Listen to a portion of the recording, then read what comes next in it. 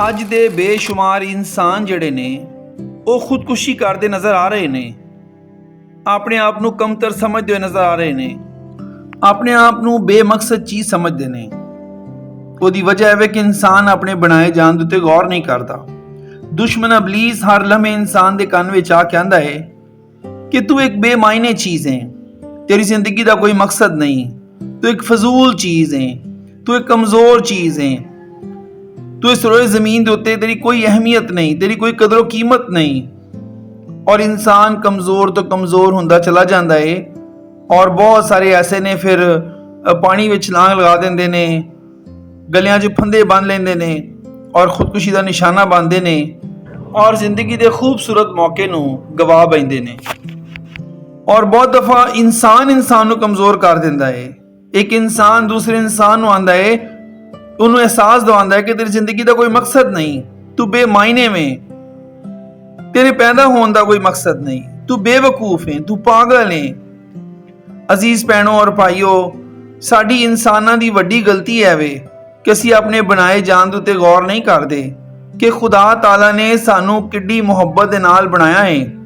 अगर असी खुदा दे कलामे मुकद्दस ते गौर करिए, बाइबल मुकद्दस दे विचों बगौर मुताला करिए कि खुदा ने इंसान नूं क्यों बनाया है, खुदा ने मैनू क्यों बनाया है, मेरे बनाए जान दा मकसद की है, ते बाइबल मुकद्दस दी रोशनी विच जाके ते फिर इंसान नूं अपनी कदर कीमत दा अंदाजा हुंदा है।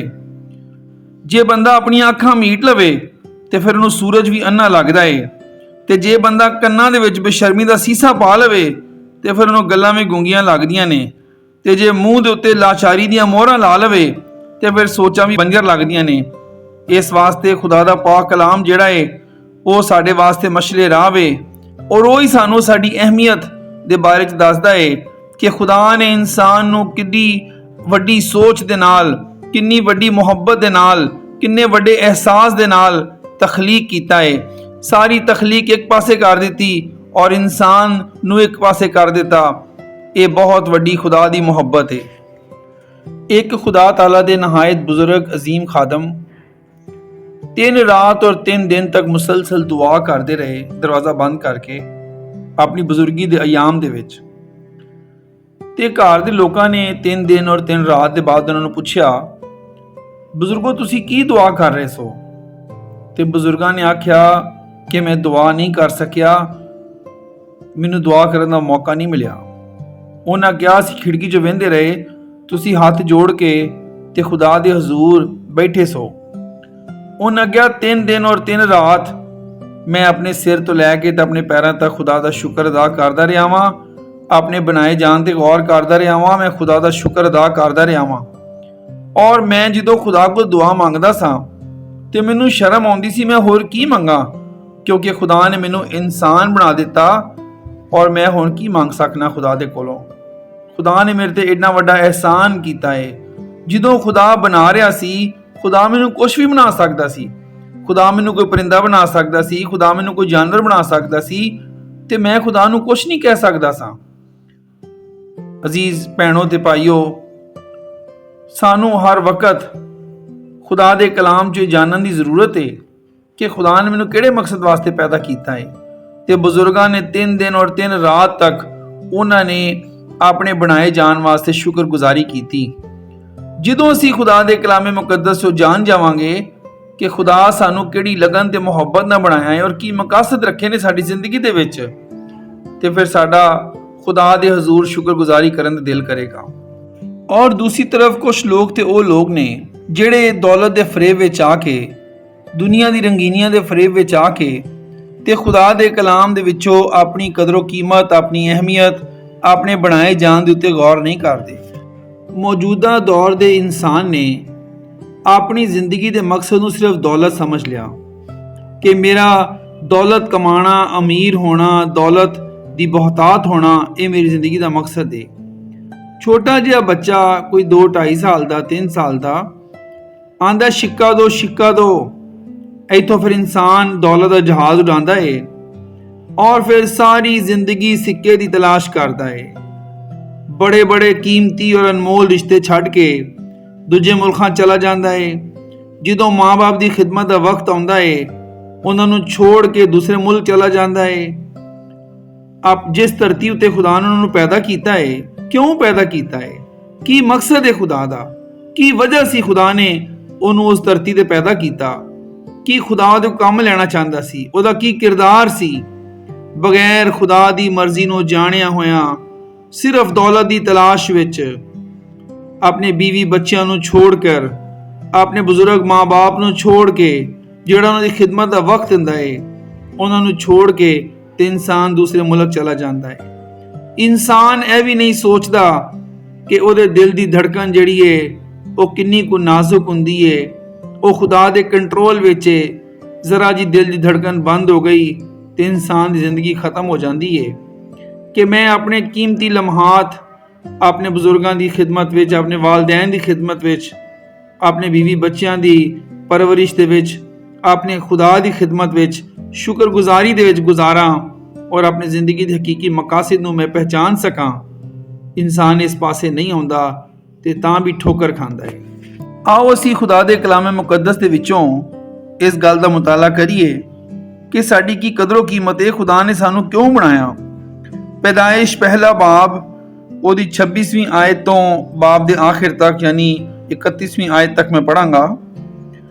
फिर खुदा ने कहा कि हम इंसान को अपनी सूरत और अपनी शबी की मानित बनाएं और वो समुंदर की मछलियों और आसमान के परिंदों और चौपायों और तमाम ज़मीन और सब जानदारों पर जो ज़मीन पर रेंगते हैं इख्तियार रखें। और खुदा ने इंसान को अपनी सूरत पर पैदा किया, खुदा की सूरत पर उसको पैदा किया, नर और नारी उनको पैदा किया। और खुदा ने उनको बरकत दी और कहा कि फलो और बढ़ो और ज़मीन को मामूर व महकूम करो और समुंदर की मछलियों और हवा के परिंदों और कुल जानवरों पर जो ज़मीन पर चलते हैं इख्तियार रखो। और खुदा ने कहा कि देखो मैं तमाम रोए ज़मीन की कुल बीजदार सब्जी और हर दरख्त जिसमें उसका बीजदार फल हो तुमको देता हूँ, ये तुम्हारे खाने को हो। और ज़मीन के कुल जानवरों के लिए और हवा के कुल परिंदों के लिए और उन सब के लिए जो ज़मीन पर रेंगने वाले हैं जिनमें ज़िंदगी का दम है, कुल हरी बूटियाँ खाने को देता हूँ। और ऐसा ही हुआ। और खुदा ने सब पर जो उसने बनाया था नज़र की और देखा कि बहुत अच्छा है। और शाम हुई और सुबह हुई, सो छठा दिन हुआ। पैदाइश की किताब दा पहला बाब जिहड़ा है वो सारी तखलीक दी गल करदा है कि खुदा ताला ने हर एक चीज़ नूं किस तरह तखलीक कीता। और बड़ी हैरत दी गल है कि खुदा ने जदों आसमान बनाया, ज़मीन बनाई, चरिंद परिंद बनाए, जानवर बनाए, समुद्री मखलूकात बनाई, नबातात बनाई, खुदा ने कभी भी नहीं आख्या कि आओ हम इनको अपनी सूरत और अपनी शबी की मानित बनाएं।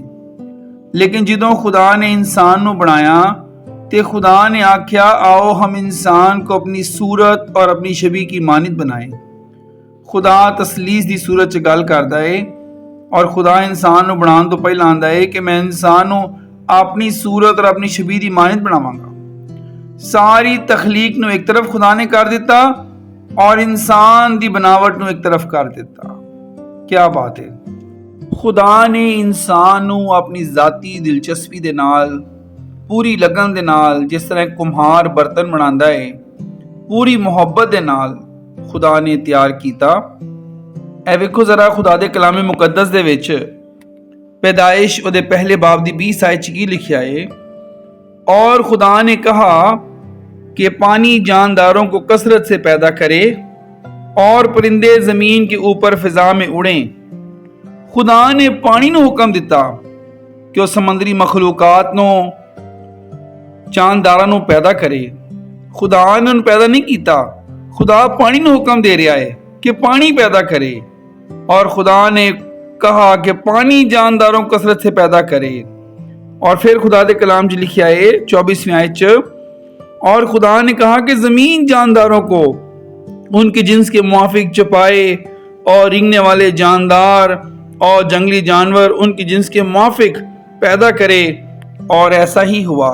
खुदा जमीन नूं हुक्म दे रहा है कि जमीन जानदारां नूं पैदा करे, पानी समंदरी मखलूकात नूं पैदा करे, जमीन जानदारां नूं पैदा करे। लेकिन जदों इंसान नूं बनाउण दी वारी आउंदी है ते खुदा आंदा है, आओ हम इंसान को अपनी सूरत और अपनी छबी की मानित बनाएं। खुदा पहला उन्होंने अपनी सूरत और अपनी छबी ते बनांदा है और फिर खुदा उन्होंने हर चीज़ उत्ते इख्तियार बख्शदा है। खुदा उन्होंने अशरफुल मखलूक बना देंदा है और फिर खुदा उन्होंने बरकतां दे नाल माला माल कर देंदा है कि फलो भड़ो, ज़मीन को मामूरो महकूम करो। फिर खुदा दे पाक कलाम च लिखा है, खुदा ने जो कुछ बनाया खुदा ने देखा और खुदा ने कहा अच्छा है। यानी सारी तख्लीक जेड़ी खुदा ने बनाई वो कामिल तौर पे बनाई और खुदा ने कहा अच्छा है। आसमान ज़मीन का बनाया जाना अच्छा है, चौपायों का बनाया जाना अच्छा है, समंदरी मखलूकात का बनाया जाना अच्छा है, इंसान का अशरफुल मखलूक बनाया जाना अच्छा है, इंसान का खुदा की सूरत और शबीह पर बनाया जाना अच्छा है, इंसान का बाइख्तियार बनाया जाना अच्छा है, इंसान का ब्रोमंद होना, बढ़ना, फूलना अच्छा है। यानी इंसान नू खुदा बना के फिर खुदा खुश भी हो रहा है कि मैंने अशरफुल मखलूक बनाया है, मैंने अपनी छबीह ते बनाया है और इनू बाइख्तियार बनाया है और इनू बाबरकत बनाया है। खुदा ने इंसान दे नाल बहुत वड्डा हुस्ने सलूक कीता है। ए इंसान यानी साडे सारिਆਂ वास्ते आज सोचण दा मकाम है कि खुदा दा कलाम बार कहंदा है कि तू खुदा दे कलाम दे उत्ते दिन रात ध्यान कर। ਜਦੋਂ ਅਸੀਂ खुदा दे कलाम ते ध्यान करांगे ते फिर ਇਹ खुदा दे पाक कलाम ਜਿਹੜੀ इंसान दी अहमियत उजागर की गई है, वाजिया की गई है, तो फिर इंसान अपनी कदर कीमत तो जान जाएगा। आज दे इंसान ने अपनी सोच नूं तारीक कर लिया है। ਜਦੋਂ काइन ने हाबल नूं कतल कीता ते खुदा ने काइन नूं कहा, तेरा भाई कहाँ है? तेरे भाई का खून मुझे जमीन पर से पुकारता है। यानी हाबल जड़ा है वो खुदा दी नज़र च किन्ना कीमती है, ओदा कतल होना खुदा दी नज़र विच किन्ना वड्डा नुकसान है, ओदा कतल होना खुदा वास्ते किन्ने दुख दी गल है और खुदा हाबल नूं किन्नी अहमियत दे रहा है।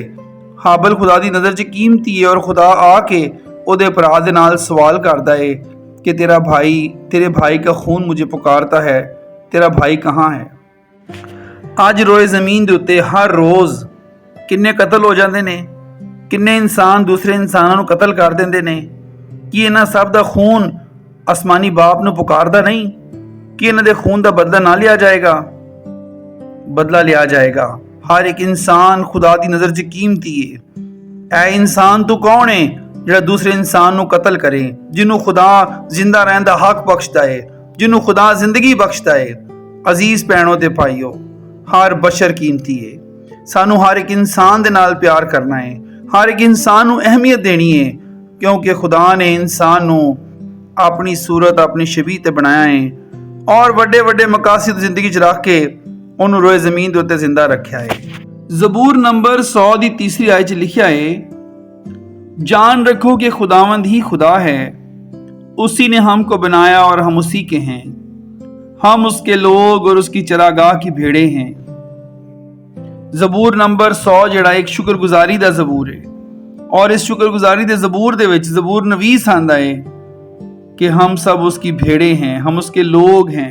यसाया 64 बाब दी 8वें आयत च लिखा है, तो भी ऐ खुदावन तू हमारा बाप है, हम मिट्टी हैं और तू हमारा कुम्हार है और हम सब के सब तेरी दस्तकारी हैं। अगर अज कोई खुदकुशियां कर रहा है ये उसदी सोच दा नतीजा है।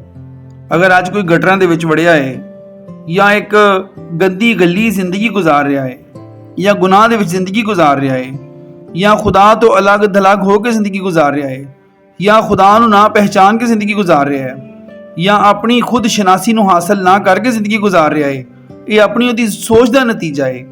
जिहड़ा खुदा सानू अपनी सूरत ते बनांदा है, बाइख्तियार बनांदा है, बाबरकत बनांदा है। ਜਦੋਂ इंसान अपनी चाल ढाल खराब कर लेंदा है मुकम्मल तौर ते और अपनी पुरानी जिंदगी नूं तरक नहीं करता, और फिर वेखो खुदा दे कलाम च की लिखिया है, ਜਿਹੜੇ खुदा इन्नी वड्डी मुहब्बत ना बनांदा है ਉਹਦੇ बारे च ਅਸੀਂ पढ़ने पैदाइश 6 बाब ਉਹਦੀ 5वीं और 6वीं आयात। और खुदा ने देखा कि ज़मीन पर इंसान की बदी बहुत बढ़ गई और उसके दिल के तसव्वुर और ख्याल सदा बुरे ही होते हैं। तब खुदावंद ज़मीन पर इंसान को पैदा करने से मलूल हुआ और दिल में गम किया। इस हवाले दे विच इंसान नूं खुदा बना के ते खुदा गम करदा है, खुदा पछतांदा है, खुदा मलूल हुंदा है कि मैं इंसान नूं क्यों बनाया। मैं बाइबल दा तालिब इलम होने दे नाते ना ये सोचना वा कि अगर आदम और हवा अपने बनाए जान दे उत्ते मुसलसल गौर कर दे, खुदा दियां नेमतां बरकतां दे उत्ते गौर कर दे ते वो कदी भी ठोकर ना खांदे। उन्होंने अपने बनाए जान दे गौर ना कीता और फौरन अबलीस दियां गल्लां विच आ गए। अज भी बेशुमार लोग जो अपने बनाए जान दे गौर नहीं करते और अबलीस दियां गल्लां विच आ जांदे ने और अपने खुदा नूं नाराज़ कर लेंदे ने। ਜਦੋਂ खुदा ने इंसान ਨੂੰ बनाया, फिर ਦੁਹਰਾਵਾਂਗਾ, बार-बार ਦੁਹਰਾਵਾਂਗਾ, खुदा ने अपनी सूरत शबीह ते बनाया, खुदा ने ਉਹਨੂੰ बाइख्तियार बनाया और खुदा ने ਉਹਨੂੰ बाबरकत बनाया। अजीज भैनों ते भाईओ, ਜਦੋਂ ਅਸੀਂ ਆਪਣੀ ਜ਼ਿੰਦਗੀ ਦੇ ਮਕਸਦ ਨੂੰ ਨਹੀਂ ਪਛਾਣਦੇ, ਅਸੀਂ ਆਪਣੀ ਜ਼ਿੰਦਗੀ ਵਿੱਚ खुदा ਦੀ सूरत शबीह ਨੂੰ ਵੀ ਖਰਾਬ ਕਰ ਦਿੰਦੇ ਹਾਂ और ਜਿਹੜੀ इंसान ने अज तक ਕੀਤੀ भी है।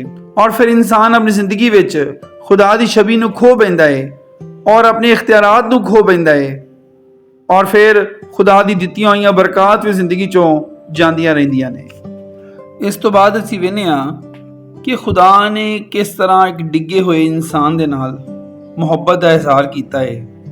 जिहड़ा इंसान गुनाह दे विच मर गया है, ਉਹਦੇ वास्ते खुदा ने दोबारा अपनी शफकत, अपनी मुहब्बत विच आके अपने प्यारे बेटे नूं बलिदान कीता है। यूहन्ना दी इंजील 3 बाब दी 16वीं आयत लिखा है, खुदा ने दुनिया से ऐसी मोहब्बत रखी कि उसने अपने इकलौता बेटा बख्श दिया ताकि जो कोई उस पर ईमान लाए हलाक ना हो बल्कि हमेशा की जिंदगी पाए। खुदा दी मोहब्बत अगर इंसान जान जावे, अगर असी अपने खुदावंद दी मोहब्बत नूं जान जाइए और अपनी अहमियत, अपनी हकीकत नूं कलाम मुकद्दस से जान लईए कि आसमान दे खुदा ने सानू कितनी अहमियत दी है, कितना प्यार किया है और अखीर जमाने में खुदा ने साडी निजात का बंदोबस्त किया है, अपने प्यारे बेटे नूं साडी खातिर कुर्बान किया है, सानू नवे मखलूक बनाया है, सानू नवे इंसान बनाया है, सानू नवे सिरे तो पैदा किया है।